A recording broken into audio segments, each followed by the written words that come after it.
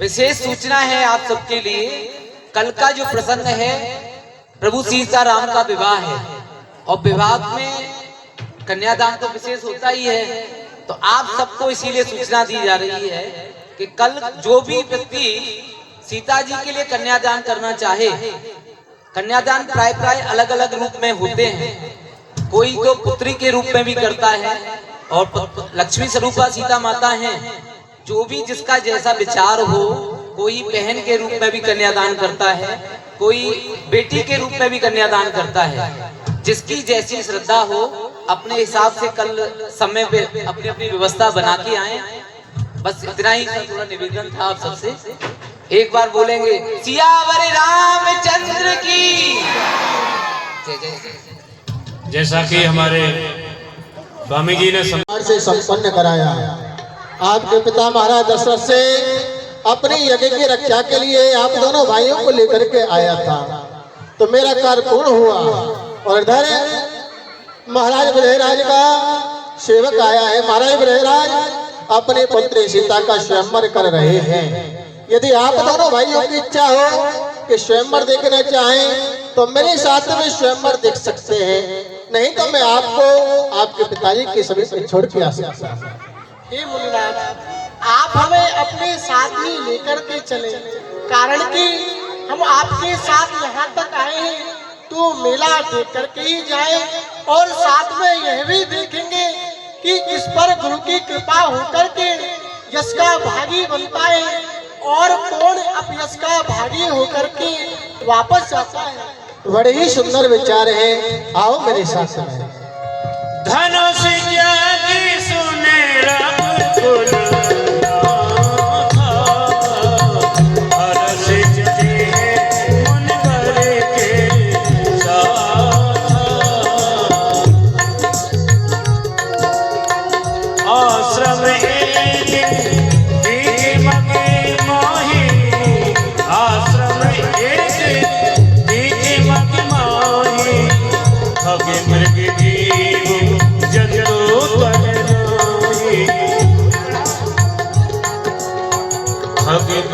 शिला प्रभु देखी,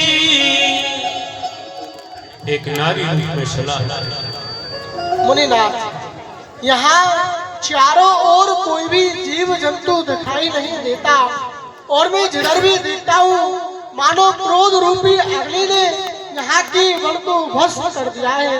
और मुनिनाथ, एक ऐसी शिला है जो स्त्री का रूप प्रतीत होती है। यहाँ की क्या कथा है, क्या कारण है, आप हमें बताएं।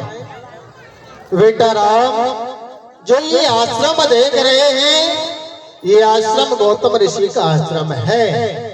और जो ये आप शिला देख रहे हैं, ये कोई साधारण शिला नहीं है।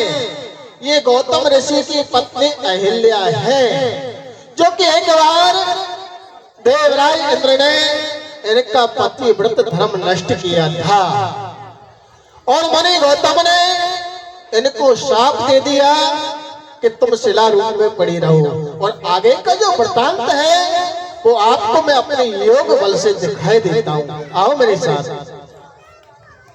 जिस प्रकार से महामुनि ने श्राप दिया अहिल्या को, अपने योग बल से दिव्य दृष्टि के द्वारा भगवान को दिखला रहे हैं। देवराज इंद्र अपने स्वर्ग में और देव सभा में विराजमान है।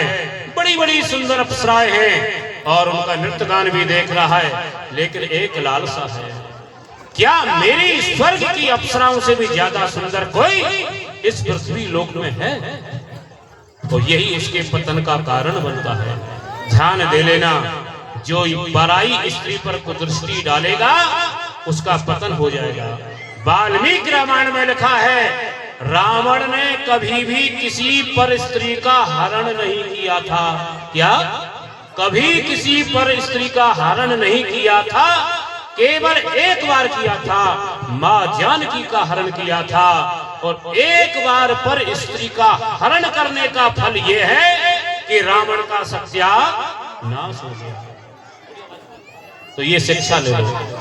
मैं सत्य कहता हूं, मनु जी महाराज कहते हैं मनुस्मृति में, यदि की जय हो, प्रजापालक शत्रुकालक धर्म के अवतार हो। आज महाराज इंद्र आपके इस जग में जय जयकार हो। शुभ दिन हो हमारा, सफल यह दरबार हो। हम तुच्छ देवताओं की इन चरणों में वंदना स्वीकार हो। नमस्ते। बोलो देवराज महाराज इंद्र की। छाजक छबीलो छैल छत्रन में छत्रपति, छत्र की छाया छटा छाजती रहे। राजन के राज राजमान राज राजेश्वर, राजधानी राजगद्दी राजती रहे। भूपन के भूप भाग भरे भाग्यवान भीम, भोजन के भैसे भारी भीर वाजती रहे। वीरन के वीर वीर सेन वीर भद्र वीर, वीरता की बीड़ा बीती बीती बाजती रहे। बनो रहे प्रताप आपको 4-10 लोकल में है कि निर्द्वंद ने धौसा बजा करे। देव हितकारी के भुजा है तुम्हारी, यही ते समाज रंग। जो समय समय पर यज्ञ हवन पाठ पूजा आदि करते हैं, समस्त देव जिनको जो सेवा सौंपी है वह मृत्यु लोकवासियों के लिए समय समय पर उचित फल प्रदान करते हैं या नहीं, हमें अवगत कराया जाए। श्री महाराज आपके चरण के प्रताप से आज संपूर्ण देवता निर्विघ्न इस स्वर्ग में सुख भोग रहे हैं। मृत्यु लोकवासी हम देवताओं को प्रसन्न करने के लिए यज्ञ आदि सुकृत पुण्य कार्य संपन्न करते हैं, जिसके द्वारा आज देवताओं को पूर्ण ऊर्जा प्राप्त हो रही है। सर्व प्रकार से मंगल ही मंगल है नाथ। क्यों नहीं, होना भी यही चाहिए। भूत भावन भगवान भोलेनाथ की कृपा बरस रही है। मैं इंद्र हूँ ये जानता हर खासो आम है। ताबे में मेरे देव परिजन तमाम हैं। राजा हूँ मैं रणधीर, जमाने में अकेला, कर सकता नहीं कोई संग्राम में मुकाबला मेरा। मैं डालू जिधर निगाह रही है, परंतु हम एक संसार हो डरते हैं मेरे नाम से। वो जंगी दिलेर भी थर्राते हैं मेरी आवाज से, जंगल के शेर भी। ताज में परियों का हूँ, ताज मैं परियों का हूँ, देव गणों का रक्षापाल। वज्रधारी में प्रबल, दुष्ट जनों का महाकाल। ध्यान जिनका हरि में है उनका रक्षक में सदा। जो नहीं भजते हरि को उनके लिए मेरी गदा। हो गरीब या बादशाह दोनों पर मेरी सम नजर। पाप का त्यागन करो धर्म से आए रहर। आज हमारे इस राज्य में भगवान भोलेनाथ की अनुकंपा से सर्व आनंद है, परंतु हमारे हृदय में एक प्रश्न उत्पन्न हो रहा है। आप सभी को हम बताते हैं कि वह हमारे हृदय का भाव क्या है कि हम नित्य प्रति अपने इस देवलोक में अनेकों अप्सराओं का नृत्य गान देखा करते हैं, सुना करते हैं। हम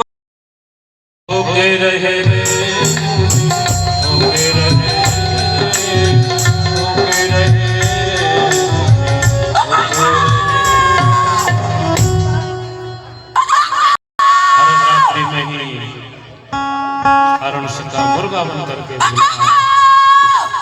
क्या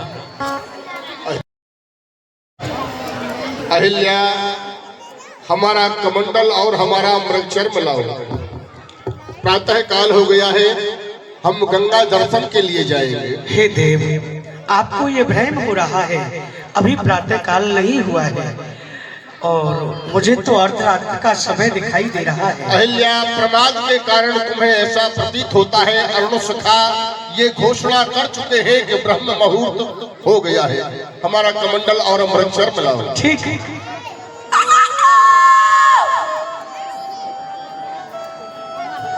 मुनिनाथ के वस्त्र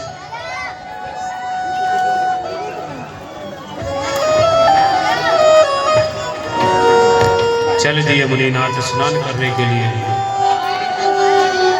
कई ऋषि आए कहीं हुए अवतार, बड़े बड़े ऋषि मुनि भी हुए, सब मुनि के शिकार हो गए।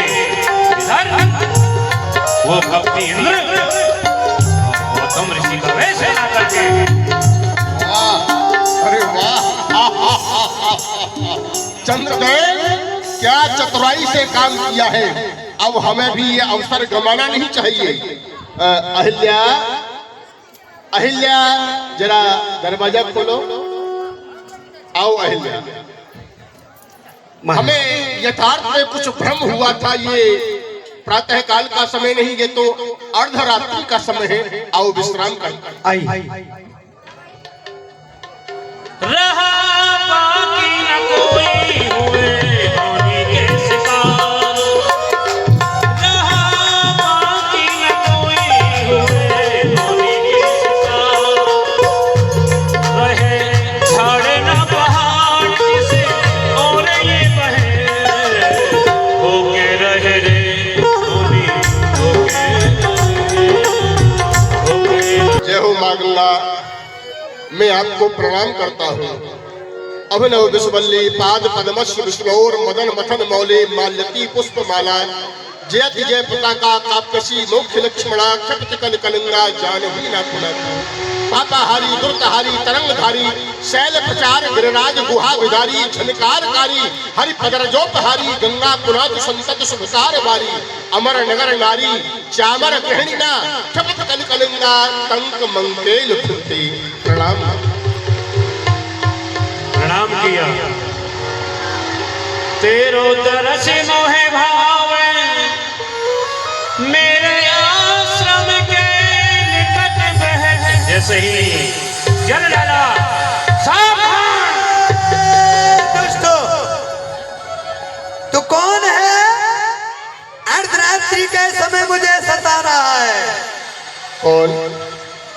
माँ गंगा, क्या आपने अपने पुत्र गौतम को नहीं पहचाना?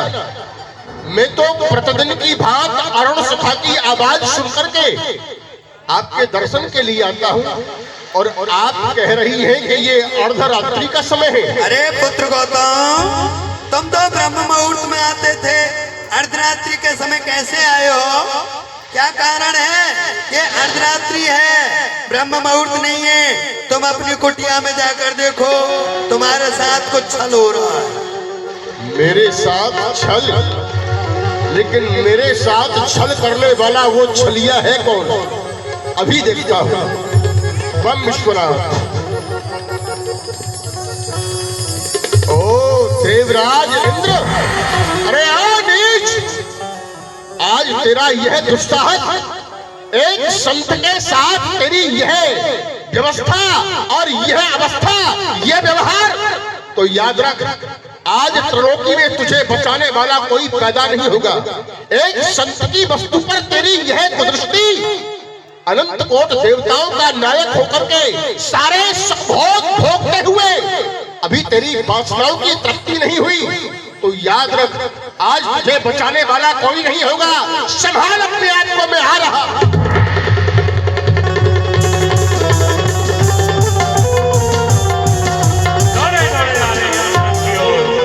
चंद्रदेव, चंद्रदेव, तुम भी इस राक्षस का साथ दे रहे हो। तेरा बदन इतना उज्जवल, हमारे भारत की नारियां 16 श्रृंगार करके तुझे अर्घ देती है। बदन इतना उज्जवल और तेरा चरित्र इतना कालमा लिए। तू वक्र तो है ही, टेढ़ा तो है ही, लेकिन आज से मैं तुझे कलंकी भी बना दूंगा। याद रख, मैं तेरे उज्जवल बदन पर एक वह काला धब्बा दूंगा जो सृष्टि के पर्यंत तक मिट नहीं पाएगा। संभाल।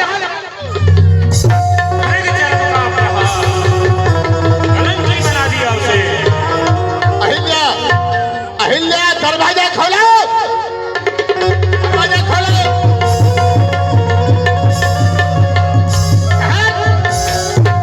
जाता कहाँ है वासना के भेड़िया?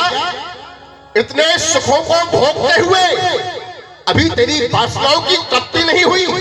संत की वस्तु पर, संत की पत्नी पर तेरी यह दृष्टि, तो आज मैं तुझे साफ देता हूँ कि तेरे शरीर में 1000 छिद्र हो जाए। अहिल्या, अहिल्या, तुम तो पतिव्रता हो ना? क्या आज तुम्हें भी अपने पति का कोई भान नहीं रहा? अपने पति प्रति धर्म का कोई ध्यान नहीं रहा? अहिल्या, मैं तुमसे प्रश्न कर रहा हूँ और तुम पत्थर की भांति मौन खड़ी हो, तो ठीक है, मैं आज तुझे साफ देता हूँ कि तू पाषाण हो, पत्थर हो जा, पाषाण हो जा। अंजना, अंजना, तू तो अपने पिता को भली भांति जानती थी, लेकिन आज तू भी इनकी सहयोगी बन गई। तो याद रख, आज मैं तुझे भी श्राप देता हूँ कि तुझे कुंवारी को ही पुत्र होगा। कुंवारी को ही पुत्र होगा। श्राप दे दिया, इंद्र चरणों में पड़ गया। क्षमा करो अपराध ममो, बहुत है मेरा दोष। मुझे क्षमा कर दीजिए, मैंने तो ऐसा कार्य किया है जो क्षमा योग्य नहीं है, परंतु आप तो संत हैं, आपका हृदय तो कोमल है, मक्खन के समान है। आप जिसके ऊपर कृपा करते हैं उसका कल्याण हो जाता है। हे भगवान, मैं भी आपका अपराधी हूँ, पापी हूँ, मुझे क्षमा कर दीजिए। मैं आपकी शरण में आ गया, मुझसे अन्याय हुआ है, अनर्थ हुआ है। ये तो तुम जान ही गए हो कि तुम्हारा अपराध क्षमा के योग्य नहीं। ये भी तुम कह चुके हो कि हम एक संत हैं, शरण में आए हुए को क्षमा न करें तो हम संत कहलाने के योग्य नहीं होते। हमारा साथ अमिट है, इसे कोई मिटा नहीं सकता। तुम्हारे शरीर में 1000 छिद्र होंगे, लेकिन इसके साथ हम तुम्हें आशीर्वाद भी देते हैं। त्रेता के चतुर्थ चरण में वो आदि पुरुष नारायण मानव शरीर धारण करके इस धराधाम पर अवतरित होंगे। मिथिला जाकर के भगवान शिव के अजगम का खंडन करेंगे। उस धनुष के टूटने की गर्जना के साथ ही तुम्हारे शरीर के 1000 छिद्र 1000 नेत्रों में परिणत होंगे। तुम 1000 नेत्रों से प्रभु के दूल्हे स्वरूप का दर्शन करोगे। ये तुम्हें हमारा आशीर्वाद है। हे प्रभु, मैं तब तक निवास कहाँ करूं? ये तुम अपनी व्यवस्था अपने साथ रखो। एक बार जोर से जय बोलो, बोलिए राजा रामचंद्र की। हे देव, मेरा अपराध क्षमा करने योग्य नहीं है, परंतु मैं आपकी अर्धांगिनी हूँ, मैं क्षमा चाहती हूँ, मुझे क्षमा करो, क्षमा करो। क्यों नहीं, जब उसे क्षमा किया है तो तुम्हें भी क्षमा ही करना होगा। हमारा साफ सत्य है, तुम्हें पाषाण होना होगा। लेकिन इसी मध्य में जिस समय वो आदि पुरुष नारायण नर शरीर धारण करके अयोध्या से मिथिला के लिए प्रस्थान करेंगे, इसी मध्य में वो अपनी चरण धूल देकर के तुम्हारा भी उद्धार करेंगे। तुम पुनः अपने पति लोक को प्राप्त करोगी। ये तुम्हें हमारा आशीर्वाद है। बेटी अंजना, हे पिताश्री, इसमें मेरा क्या दोष था? आपने मुझे श्राप क्यों दिया? जानता हूँ बेटी, यथार्थ में तुम निर्दोष हो, लेकिन आज क्रोधावेश में हमें कुछ ध्यान नहीं रहा। तुम्हें भी साथ दे बेटी। बेटी, हमारा साथ अमिट है, अकाट्य है, इसे कोई काट नहीं सकता। तुम्हें कुंवारी को ही पुत्र होगा, लेकिन आज ये पिता अपने हृदय के अंतस्थल से तुम्हें ये आशीर्वाद देता है, तुम्हारा पुत्र कोई साधारण सामान्य नहीं होगा, जो परम तेजस्वी, परम यशस्वी, जिसका कि ग्रंथों में उसके साथ तुम्हारा भी नाम स्वर्ण अक्षरों में परिणत होगा, जो महावीर राम भक्त वीर हनुमान होगा। जोर से बोलिए, हनुमान जी महाराज की। चारों तरफ साफ का ही वातावरण फैल गया। रही स्पर्श हो और इसका उद्धार हो जाए। गुरुदेव, ये आप कैसी आज्ञा दे रहे हैं? यह एक ब्राह्मण स्त्री है और हम क्षत्रिय हैं। हमारे लिए तो ब्राह्मण पूजनीय है, सर्वोपरि है। फिर मैं भला इसको कैसे अपनी चरण रज दे दूं? बेटा राम, मुनि गौतम ने जो इनको शाप दिया था, शाप के उपरांत आशीर्वाद दिया था कि श्री राम के चरणों का स्पर्श होते ही तुम्हारा उद्धार हो जाएगा। जब आप इनसे अपने चरण का स्पर्श करोगे, मुनि गौतम का जो आशीर्वाद है वो भी सत्य होगा। और एक वृतांत और सुनाई देता हूं मैं आपके लिए। भगवान ने स्पर्श किया। अरे जोर से के बोलो, बोलिए भक्तवत्सल भगवान की। परिषद पद पावन। एक बार और जोर से के बोलो, बोलिए भक्तवत्सल भगवान की। परिषद पद पावन शोक